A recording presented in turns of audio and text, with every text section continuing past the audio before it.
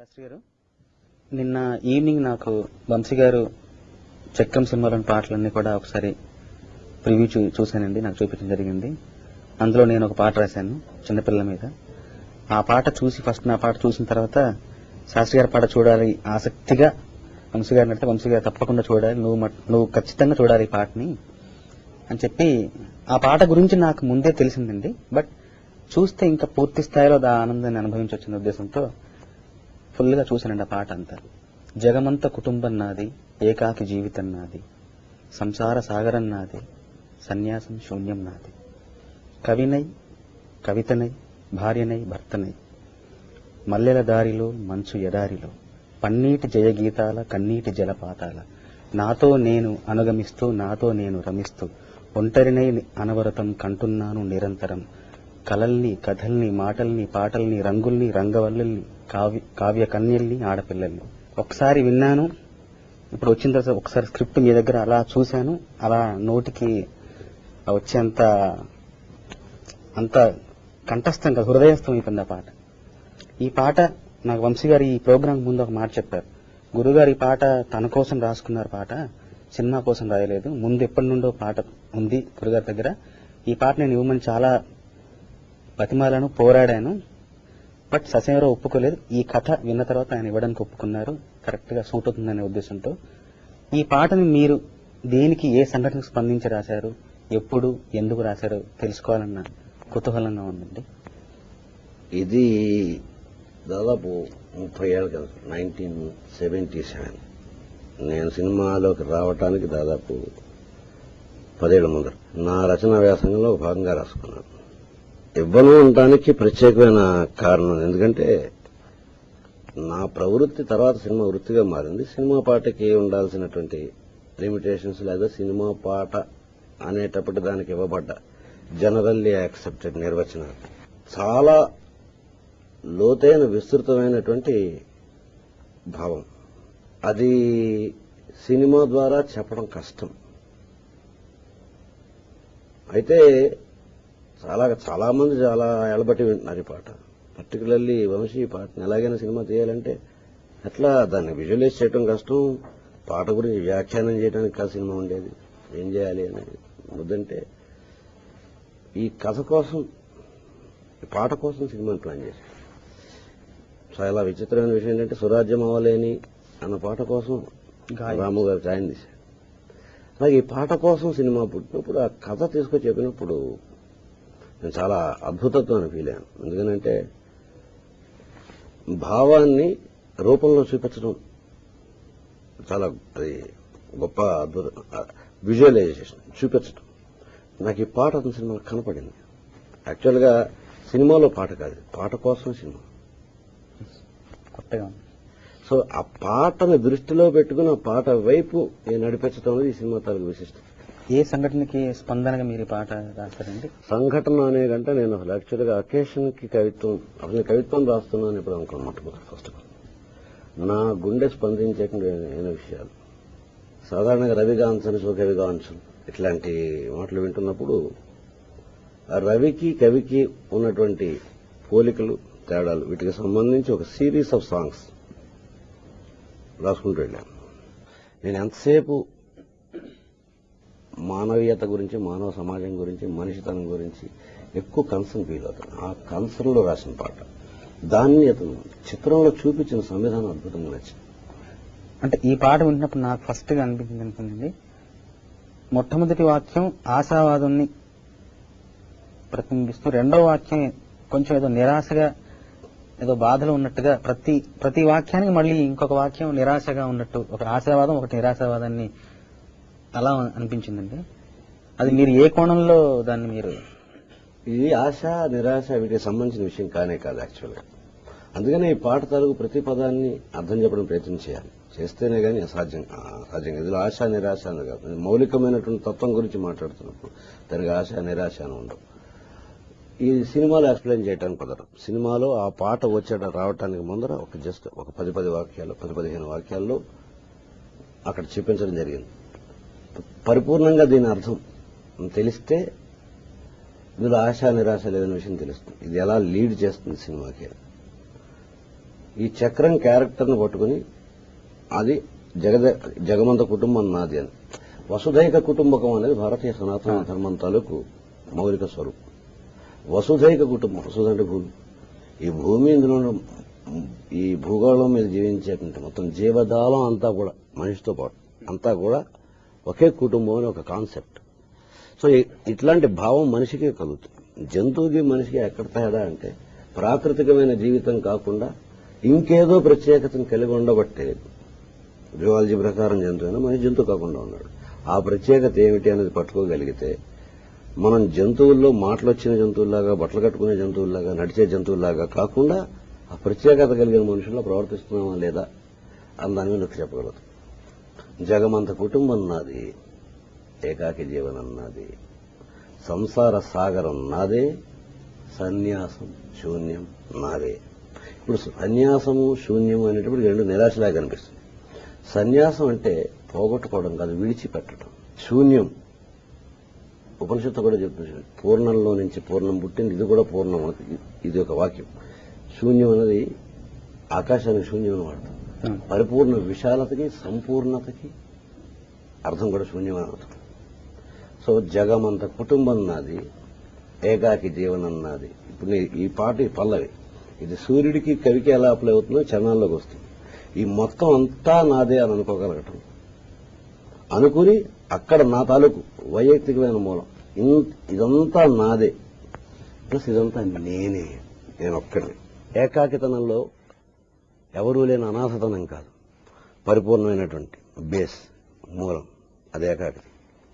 సంసార సాగరం నాది, నదుల్ని మేఘాల నుంచి నదులు నదులన్నీ మళ్ళీ సరంగా సాగరంలోకి వెళ్ళి ఆ సాగరం నుంచి ఆవిరే మేఘాలు వెళ్ళి అక్కడి నుంచి మళ్ళీ ఇదంతా చేస్తుంది సూర్యుడు ఒక్కడే. ఈ మొత్తం ఇన్ని ఋతువులకి జగచ్చక్షుని పేరు సూర్యుడు. ఈ మొత్తం ప్రకృతి నడిపిస్తున్నంత సూర్యుడు. ఇవన్నిటిని గురించి చర్చించిన తాత్వికత ఇది. అందువల్ల నేను సినిమాకి పనికిరాదు అని అనుకున్నా. కాకపోతే భావం అయితే అందరికీ అర్థమవుతుంది. కావ్య కళని, ఆడపిల్లలు అన్నది ప్రపంచంలో కూడా అంతటా సహజమే కానీ భారతీయతకు ఒక ప్రత్యేకత ఉంది. భారతీయతలో మగపిల్లలు తన వంశాన్ని వృద్ధి చేయటానికి, తన వంశాన్ని ఇక స్వార్థం. ఆడపిల్లలు ఇంటి పేరు మార్చి ఇంకొకరికి దానం చేయడం వల్ల వారి వంశాన్ని వృద్ధి చేయడం. సో వరుణ్ణి విష్ణు స్వరూపుడుగా భావించి, కన్యని లక్ష్మీదేవిగా భావించి సాలంకృత కన్యాదానం చేస్తూ విష్ణువుకి కాళ్లు కడిగి ఇస్తున్నాం. ఇది మన కాన్సెప్ట్ కన్యాదానం అనగా నీ వంశం వర్ధిల్లుగా కాదు. సో కన్యాదానం చేయడం చాలా గొప్ప దానంగా మన అంటే ఇవ్వడం ద్వారా ఇంకొకరి వంశాన్ని, ఇంకొకరి తాలూకు ఆ కాన్సెప్ట్ ని వృద్ధి చేయటం గొప్ప.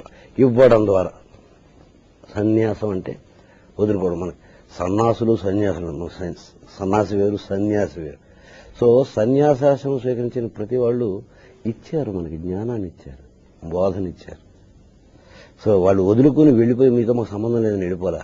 నేను అంటుకోను, నాది అంటూ ఏమీ లేదు, కానీ నాకు ఉన్నదంతా నీది, అందులో ఇస్తున్నాను. ఇదే సూర్యుడు చేసే పని. అలాగే కవికి బ్రహ్మ అని పేరు, సృష్టికర్త అని పేరు.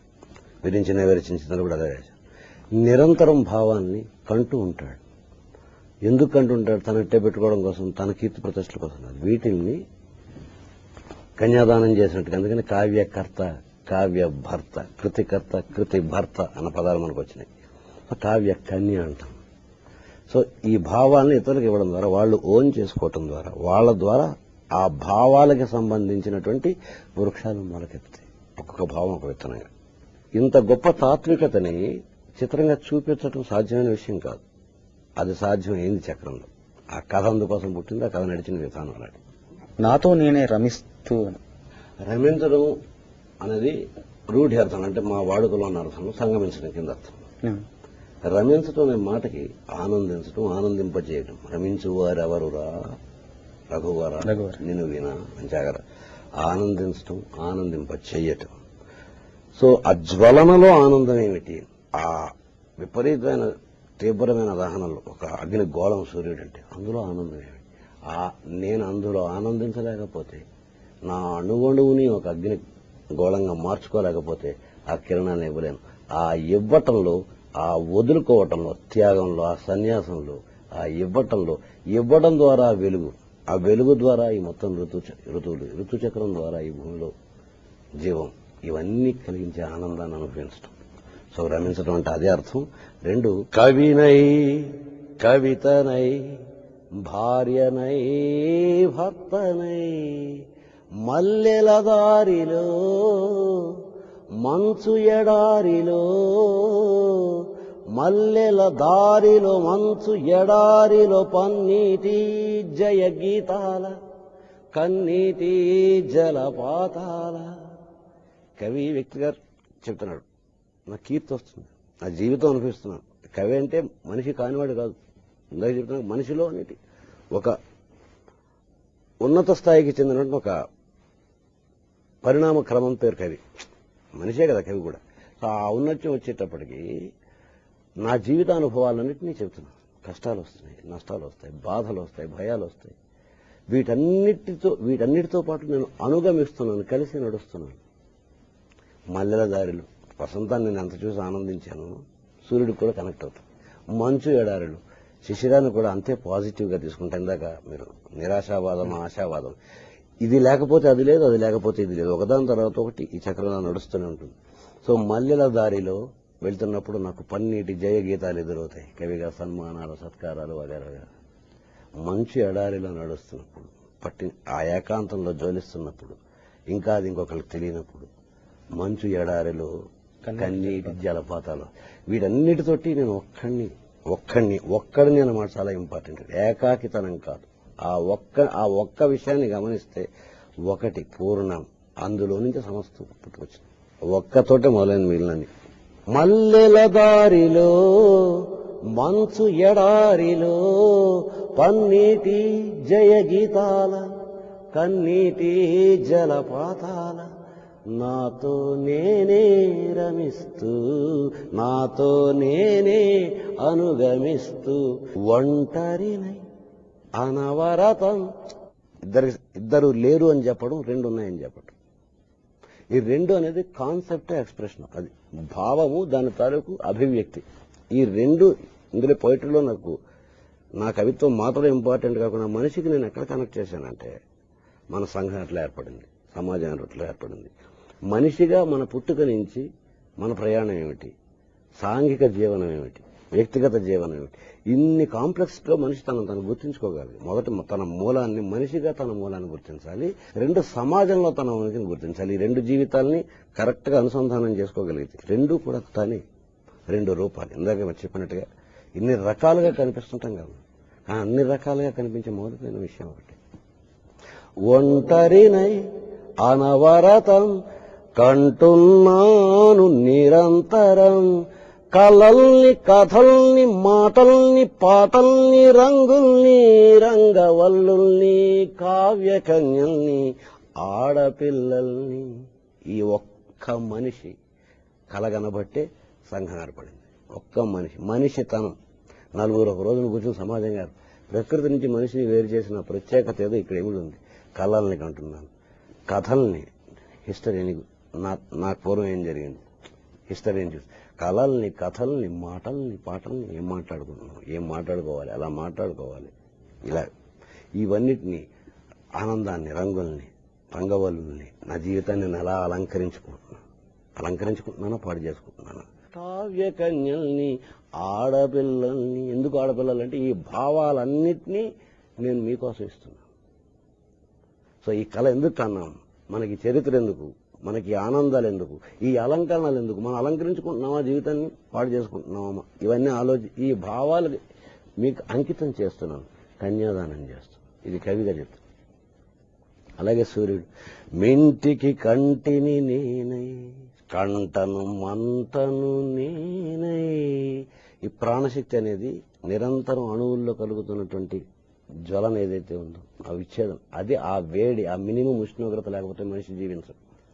సో ఆ ప్రాణశక్తి తాలూకు ఆ వెచ్చదనం, ఆ వేడి, ఆ జ్వలనం లేనిది చూసేది కన్ను కాదు, దాని వెనకాల ఉన్న ప్రాణ చైతన్యంలో నిరంతర జ్వలనం ఉంటుంది. సో ఆ వేడి నేనే, ఆ వేడే లేకపోతే నీ ఋతువులు రావు. మింటికి కంటిని నేనై కంటను మంటను నేనై మంటల మాటున వెన్నెల నేనై. వెన్నెల అన్న మాటకి చంద్రబోసు సిరివెన్నెల, వెన్నెల అన్న మాటకి చల్లదనం, తల్లిదనం అని అర్థం. కానీ నేను ఇప్పుడు మీకు పగలు ఈ రగిలిస్తున్నట్టు వేసవ మరొకటి ఈ వేడి వెనకాల నా మమత ఉంది. అది కనిపించట్లేదు, వెన్నెలగా ఆ ఇది వేడిగా కనిపిస్తుంది, కానీ అక్కడ నా కర్తవ్యం ఉంది. మంటల మాటున వెన్నెల నేనై, వెన్నెల పూతల మంటను నేనై. రాత్రిపూట నీకు విశ్రాంతి ఇవ్వడానికి, నిన్ను చల్లగా నిద్రపోగొట్టడానికి, చల్లదనంగా కలిగిస్తున్నట్టు నీకు వెన్నెలని ఏదైతే అనిపిస్తుందో అది నా మారువేషం. వెన్నెల పూసుకున్న నా జ్వలనే, నా చైతన్యమే. మంటల మాటున వెన్నెల నేనై, వెన్నెల పూతల మంటను నేనై.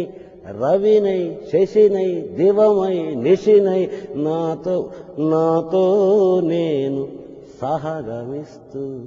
అనుగమిస్తూ ఉన్నా సహగమిస్తూ ఉన్న అర్థం ఒకటే, కానీ సహగమించడానికి రూఢి అర్థం అంటే వాడుకలో ఉన్న వ్యవహారం ఏంటంటే కలిసి కాలిపోవటం.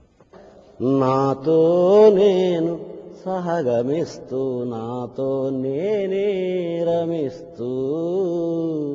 ఒంటరినై అనవరతం కంటున్నాను నిరంతరం. కిరణాల్ని కిరణాల, తరుణాల్ని తరుణాల, హరిణాల్ని హరిణాల, చరణాల్ని చరణాల, చలనాన కనరాని కాలాల గమ్యాన్ని, కాలాన్ని ఇంద్రజాలాన్ని. కిరణాల్ని కిరణాల తరుణం ఏ సమయంలో ఆ కిరణం ఎలా వెళ్ళాలి ఈ ఋతులన్నిటికీ. కిరణాలని కిరణాల తరుణాలని, ఆ తరుణాలని లేళ్లని, ఆ లేళ్ల తాలూకు పాదాలని, ఆ పాదాల తాలూకు పరుగుని, ఆ పరుగు కనరాని గమ్యాల వైపు పరుగులు తీసేది. ఆ కనరాని గమ్యం వీటన్నిటినీ నేను కానీ మీకు అందిస్తున్నాను. సో దట్ అందించిన వాటన్నింటినీ మీరు అందుకుని కిరణాలను గమనించండి, కిరణాల తరుణాన్ని గమనించండి, తరుణాల హరిణాలను గమనించండి, హరిణాల చరణాలని. అంటే మనం ఆ వేకువలో మనం వేసుకుంటున్న బాటల్ని, ఆ బాటల వైపు మనం నడుస్తున్న నడకని, ఆ నడకలో మనం ఏ కనరాని గమ్యాల వైపు ప్రయాణిస్తున్నాం, ఈ మొత్తం అంతా. సో ఇచ్చిన తర్వాత ఇప్పుడు ఈ శూన్యం ఎందుకు వచ్చింది అంటే, సో సూర్యుడు తానెవరు, కవి తానెవరు, నిరంతరం భావాలను కంటూ వీస్తుంటే తన ఉనికి ఎక్కడంటే ఉంది. సూర్యుడికి కవికి ఉనికి, తనదైన ఉనికి ఎక్కడంటే పర్సనల్ ఎగ్జిస్టెన్స్. ఒక కిరణాన్ని కని పంపించి మరొక కిరణాన్ని కని పంపించి మధ్యలో ఏదైనా ఖాళీ ఉంటే ఆ ఖాళీలన్నీ తను. ఒక భావాన్ని కని పంపించి ఇంకొక భావాన్ని కని పంపించే మధ్యలో ఏమాత్రం ఖాళీ ఉంటే అది కవితాలికం. ఏదైనా ఉండదు ఉంటే గనక. అందుకనే ఈ రెండింటిని సమరైజ్ చేస్తే మూడోది రాసి. గాలి పల్లకీలోన తరలిన పాట పాప ఊరేగి వెడలి, గొంతు వాకిలిని మూసి మరలి తను మూగబోయిన గుండె మిగిలి. పంపించిన తర్వాత వెనక్కొచ్చి తలిపేసుకుని ఆ ఒంటరితనంలో చిన్నవాడు. నా హృదయమే నాలోగిలి, నా హృదయమే నా పాటకి తల్లి, నా హృదయమే నాకు ఆలి, నా హృదయములో ఇది సినీవాలి. సినీవాలి అంటే అర్థం చంద్రరేఖ కనిపించే అమావాస్యని ప్లస్ పార్వతీదేవి. పార్వతీదేవి అంటే పెద్ద ముత్తైతో అని కాకుండా ప్రకృతి కూడా అర్థం. ఇన్ని అర్థాలతోటి ఆ మాట కనుక అక్కడ విషాదం కాదు. ఆ విషాదంలో ఆ చిన్న సైలెన్స్ ఏదైతే ఉందో, నిజానికి ఒక భావానికి ఇంకో భావం మధ్య గ్యాప్ ఉండకపోవటాన్ని నేను ఎక్కువ ఆనందిస్తాను. ఆ రెండో భావం వచ్చేటప్పుడు పడే ప్రసవ వేదన ఏదైతే ఉందో అది మాత్రమే నా ఉనికి. సో ఈ భావాన్ని నిన్ను పంపిస్తున్నప్పుడు వెళ్ళినప్పుడు సంతృప్తి ఇచ్చినందుకు ఒక కంట పన్నీరు. మళ్ళీ ఇంకో భావానికి వెళ్ళే లోపల నా భావం మళ్ళీ ఆ చిన్న ఆ ఒంటరితనంలో ఉన్నటువంటి నా ఎగ్జిస్టెన్స్ని ఎక్కువసేపు నేను గుర్తించుకోవడానికి ఇష్టపడను మనిషిగా. అక్కడ నా తాలూకు ఆ చిన్న వేదన. సో ఈ ఆనందము అమావాస్య కనిపించే, చంద్రకళ కనిపించే అమావాస్య ప్లస్ ఈ ప్రకృతిని ఈ మొత్తాన్ని చూస్తూ తాను ఒంటిగా ఉంటా. అదే అందులో సినిమాలో రాశాం. తన గుండె మంట మనకందనంత ఎత్తున ఉండి పగటిపూట మనల్ని నడిపించే నాన్న లాంటి కాంతిని, రాత్రిపూట మన అలసటను తీర్చే సేద తీర్చే అమ్మ లాంటి వెన్నెల్ని అందిస్తున్నాడు. అలా మనం కూడా ఉండగలిగితే, మండగలిగితే బతుకున్న 4 రోజులు నలుగురితో కలిసి, నలుగురి కోసం జీవితాన్ని ఒక ఆటగా పాటగా ఆనందం. ఇక్కడ నలుగురు అంటల్లో మనుషుల్ని విడివిడివిడిగా చూస్తాం చెట్టు తాలూకు వివిధ భాగాల్లో. అలా ప్రతి ఒక్కళ్ళు నేను ఇది అని ఎవరి మటుకు వాళ్ళు అనుకుంటూ మిగిలిన వాళ్ళు చాలా మంది ఉన్నారనుకుంటే ఒక అద్దాల గదిలో ఒక మనిషి నుంచి అనేక ప్రతిబింబాలు చూస్తూ అంతమంది ఉన్నారని ఎలా అనుకోడో అట్లాగే ఒక మనిషి మిగిలిన వాళ్ళందరినీ చూస్తూ తన రూపాన్ని వాళ్ళందరిలో చూసుకోగలగాలి, వాళ్ళందరినీ తనలో చూడగలగాలి. ఇంత భావాన్ని అత్యద్భుతంగా చిత్రీకరించారు. అది గొప్ప విషయం. ఈ చక్రం అనే క్యారెక్టర్, చక్రం అనే సినిమా ద్వారా చక్రం అనే క్యారెక్టర్ ఇవాళ నాకు ఇందులో నచ్చిన రెండే మెయిన్ పాయింట్లు ఏంటంటే సినిమాగా ఉండాలి. మొదటి గొప్ప సినిమా అంటే మంచిని పూర్తి చేస్తూ దాని కింద గొప్పతనం కూడా ఉంటే కాంతా సంహితయోరుపదేశయుజే అని కావ్యానికి చిహ్నం. అంటే అందంగా చెప్పు, మంచి విషయం చెప్పు, గొప్ప విషయం చెప్పు, నీకు నచ్చింది కదా అని చెప్పి నీకు నచ్చింది ఇవ్వటంతో పాటు నీకు కావాల్సింది నీకు నచ్చేలా ఇవ్వటం. అంటే ఆయుర్వేద వైద్యానికి వెళ్ళినప్పుడు చేదైనటువంటి కషాయాన్ని తేనెతో కలిపి తినిపించడం లాగా అది ఉంటే సినిమా పర్పస్ అరవదు. సో ఆ ఫీల్ క్రియేట్ చేయగలిగేలా చేస్తే ఎంటర్టైన్మెంట్ పర్పస్తో పాటు ఇంకొకటి కూడా మనం కలపగలిగితే ఈ పాట అందుకు ఉపయోగపడుతుంది. ఉపయోగపడేంత అద్భుతంగా దాన్ని చిత్రీకరించిన విధానం నాకు నచ్చింది. ఈ పాట తాలూకు ఒక చిన్న సందేహం ఉంది నాకు. ఏకాకి జీవన్ నాది, సూర్యుడి గుణగణాలని సూర్యుడి అంతా ప్రతిబింబిస్తూ చేసి సూర్యుడికి భార్య ఛాయాదేవి అని అంటుంటారు. అదే ఇవన్నీ మనం మామూలుగా పెట్టుకుని పేర్లు. మన సౌర కుటుంబం అనేది ఈ సౌర మండలం అనేది సూర్యుడి చుట్టూ తిరుగుతున్నది. ఆ సూర్యుడి తాలూకు తేజస్ ఆధారంగా ఉంది. సో సూర్యుడికి ఎంత దూరంలో ఉంటే ప్రాణికోటి ఆవిర్భవిస్తుంది, ప్రాణికోటి నిలబడుతుంది అన్నదాన్ని ఆ డిస్టెన్స్ లో ఉంది భూమి. మిగిలిన గ్రహాలకి భూమికి ఆ తేడా. సో ఈ ప్రాణికోటిలో దీని అంతటిని గమనించేవాడెవడు, ప్రశ్నించేవాడెవడు, మామూలుగా మిగిలిన గ్రహాల్లాగా మిగిలిన ప్రకృతిలాగా లేకుండా మనిషి ఎందుకు చేస్తున్నాడు, మనిషి తనను తాను గమనించుకుంటే ముందర ఈ భూమి మీద తన ఉనికి ఏమిటి, విశ్వంతో తనకి లింక్ ఏమిటి, తనతో పాటు ఉన్న ప్రాణికోటితో తనకున్న అనుబంధం ఏమిటి, అసలు తనేమిటి, తన తాలూకు సమాజపు ఉనికి ఏమిటి, ఇన్ని ప్రశ్నలకు సమాధానాలు అన్వేషించుకోవాల్సిన అవసరం తాత్వికంగా కాదు, భౌతికంగా, సాంఘికంగా, రాజకీయంగా, సామాజికంగా ఉంది వాళ్ళ అవసరం. సో ఆధ్యాత్మికత కోసం రాయలేదు ఈ పాట. సో ఇంత మూలానికి వెళ్ళి మనిషి తనను పరిశీలించుకోకపోయినట్లయితే పరిశీలించుకోవట్లేదు. ఏ రంగంలోనూ ఎవరూ పరిశీలించుకోవట్లేదు.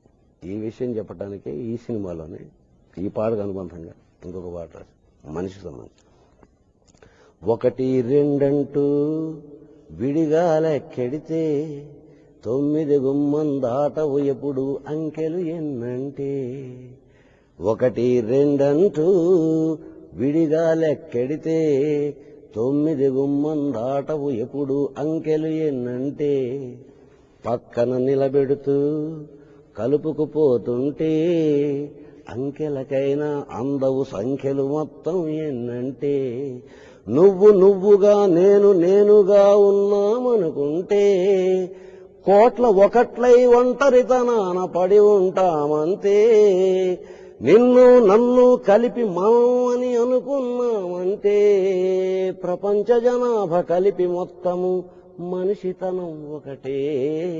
600 కోట్ల మంది మనుషులున్నారు, కానీ మనిషితనం ఒకటే ఉంది. ఈ మనిషితనాన్ని పరిశీలించటం కోసం దాని తరఫున ఈ పాట రాస్తే ఆ పాటకి రూపాన్ని ఇవ్వటం అనేది ఒక అసాధారణమైన విషయం. ఇది మామూలు మనుషుల మధ్య నుంచి ఈ భావాన్ని తీసుకురావటం, ఈ కలపటం, ఈ మనిషితనాన్ని చూడటం, దానికోసం చక్రం. ఈ చక్రం అనే వ్యక్తి నా జగమంత కుటుంబం అనే పాట తాలూకు ఎసెన్స్ కి ఒక రూపం, ఆకారం. శాస్త్రి గారు, జగమంత కుటుంబం ఈ పాట విన్న చాలా మంది సినీ ప్రముఖులు, రవితేజ గారు, ప్రకాష్ రాజ్ గారు, రసూల్ గారు, డైరెక్టర్ కృష్ణవంశీ గారు, ఈవెన్ నేను, అందరం కూడా ఈ పాట ఎవరికి వాళ్ళకి అప్లై అవుతూ మా కోసం ఈ పాట పుట్టిందా, మా కోసం ఈ పాట శాస్త్రి గారు రాశారా అన్నంత పర్సనలైజ్ అయిపోయిన పాట ఇది అవుతుంది. అలా అనిపిస్తుంది.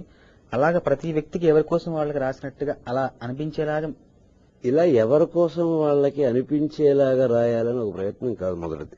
రెండోది, అదే ఒకరోజు రాత్రి 2 గంటలకి వంశీ ఫోన్ చేసి ఇక్కడ ఇంతమంది కూర్చున్నాం, వీళ్ళందరూ వాళ్ళ దృక్పథాల్లో కానీ ఒకే రంగంలో పనిచేస్తున్న వాళ్ళ దృక్పథాల్లో కానీ వాళ్ళ యాటిట్యూడ్స్ లో కానీ విభిన్నమైన మనుషులు అందరూ ఇది నా కోసమే, నా పాటే రాశారు. అందులో ఎట్లా సాధ్యమైంది? అది మీరు కూడా నేను చూసి అట్లా చాలా ఆశ్చర్యపోయిన విషయం చెప్పి నేను అందులో గొప్ప సాధించాను అనుకోవట్లేదు. మనం పైకి ఎన్ని రకాలుగా కనిపించిన మనిషితనం గురించి ఇంతకు చెప్పాను. మనిషితనం ఏదైతే మనలో ఉందో అది ఆత్మకు సంబంధించిన భాష. నువ్వు ఏదైనా పని చేసుకో, నీకు సంబంధించి నువ్వు ఆ పని తప్పకుండా అది అందరి పని అయి తీరుతుంది. మామూలుగా భాష ఏదైతే ఉందో పాటకి భాష ద్వారా పాట అనుకుంటాం. ప్రపంచంలో ఏ దేశానికైనా వెళ్ళి ఎవరితోనైనా ఏ భాష తెలియని వాళ్ళతోనైనా నీ భావాన్ని ఈజీగా ఎక్స్ప్రెస్ చేసి నువ్వు చూసే ఒక చూపు కంటి కోపమా, స్నేహమా, దైన్యమా తెలిసిపోతుంది. సో పాపమే అయితే దానికి ఎన్ని రకాల తిట్లు ఉంటాయని వాడి భాషలో వాడు ఏదైనా వ్యాఖ్యానం చెప్పుకోవచ్చు. కానీ భావం మాత్రం ఫీల్ అంటాం. సో ఎవరైనా ఏదైనా తిన్న తర్వాత ఆహా అంటారు. ఆహా అనగానేమి, దాని తలకి ఏది అంటే విశ్లేషణ అవన్నీ తర్వాత పుడతాయి. ఇందాకనే చెప్పాను, ముందర కళలు కానీ మరొకటి కానీ భావాలు కానీ వాటిని వ్యాఖ్యానించడానికి శాస్త్రాలు పుట్టినాయి. కానీ శాస్త్రాలు ఉన్నాయి కాబట్టి వాటి ప్రకారం సరిగమల కోసం పాట పుట్టలేదు, పాటకు సరిగమలు వచ్చినాయి. అలాగే ఈ భావాలు ఏమైనప్పుడు ఈ కళలు కథలు మొత్తం ఇవన్నీ కూడా ప్రతి మనిషికి తనదైనటువంటి సంవిధానాల్లో ఉంటాయి.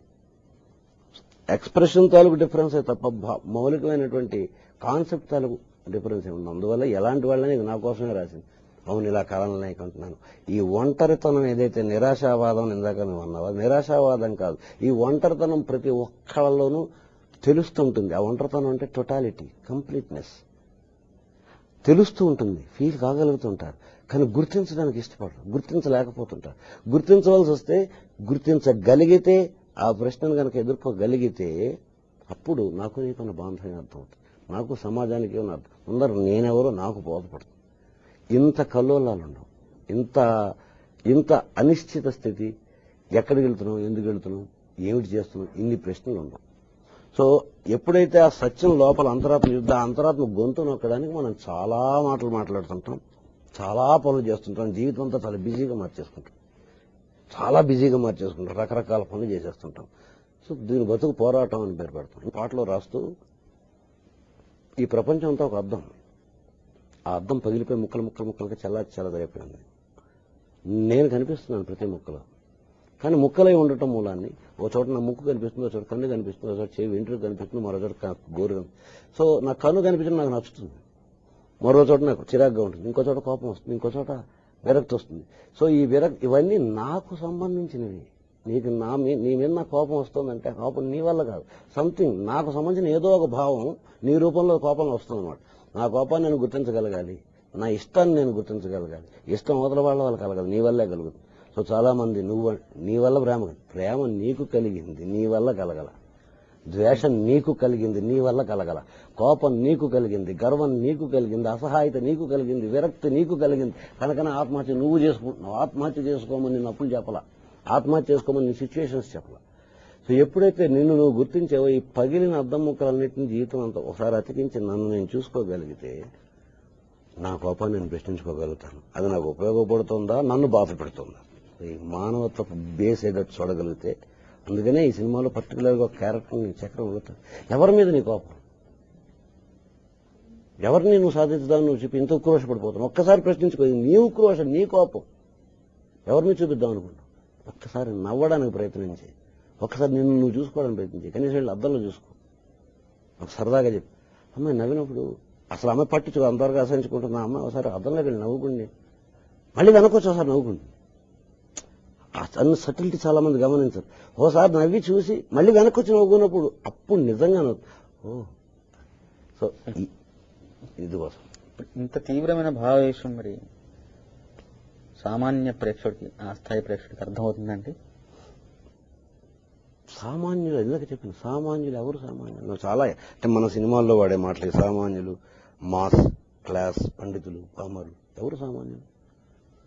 ఎవరికి హృదయం లేదు. ఒకరికి ఇంత గుండె, ఒకరికి ఇంత గుండె, ఒకరికి ఇంత మెదడు, ఒకరికి ఇంత మెదడు, ఇట్లా ఏం పెట్టలేదే. అన్ని భావాలు అందరికీ అవే పెట్టాడు. సో వేడి మహానుభావుని చల్లగాను, మామూలు భావుని రసగం తాకదుగా. వెన్నెల ఒక చోట ఒకలా, ఇంకో సో పూలగంధం ఒకటి చాలా అసహ్యంగాను, ఇంకొకటి చాలా హాయిగాను ఉండదుగా. సో అర్థం కావటం అనే మాటకి అసలు అర్థం లేదు. There is no meaning. Poetry is felt before it is understood. ఈ అర్థం కావటం ఏమొచ్చింది అంటే, మామూలుగా నేను నువ్వు చెప్పేది ఏదన్నా నీ కోపాన్నోదేనో నేను అది నాకు తాకుతుంది, నేను స్పందిస్తాను. ఈ స్పందనకి కలిగించటంలో ఆ ఎక్స్ప్రెషన్ తాలూకు పెర్ఫెక్షన్ ఏమిటి అని దాన్ని విశ్లేషిస్తుంటారు విమర్శకులు. అంటే నీకు అర్థం కావడం కోసం కాదు కవిత్వం తాలూకు భాష్యం చెప్పేది. ఆ కవి తన కవిత్వాన్ని ఏ లెవెల్కి ఎంత పర్ఫెక్ట్ గా చెప్పగలిగాడు, ఎంత మందిని అది తాకేలా చెప్పగలిగాడు అని విశ్లేషించడం విమర్శకులు చేసే పని. సో విమర్శ పాఠకుడి కోసం కాదు, విమర్శ కవి కోసం. సో ఆ కవి, మరో కవి, ఇంకో కవి కూడా తను ఎక్స్ప్రెస్ చేసే ముందు తన నిజాయితీని, తన తాలూకు లోటుపాటును సరిదిద్దుకోవడానికి సో ఎంజాయ్ చేస్తాడు పాఠకుడు. తను ఫీల్ అయిన దాన్ని ఇందుకు ఫీల్ అయినా అని చెప్పి విమర్శకులు ఎంజాయ్ చేస్తాడు. కానీ విమర్శకుడు చెబితేనే అది అర్థమయ్యేలా ఉంటే, అసలు అర్థం అంటే దీనికి సంబంధించి, భావం అంటే దీనికి సంబంధించి, ప్రాణానికి, చైతన్యానికి, హృదయానికి సంబంధించి.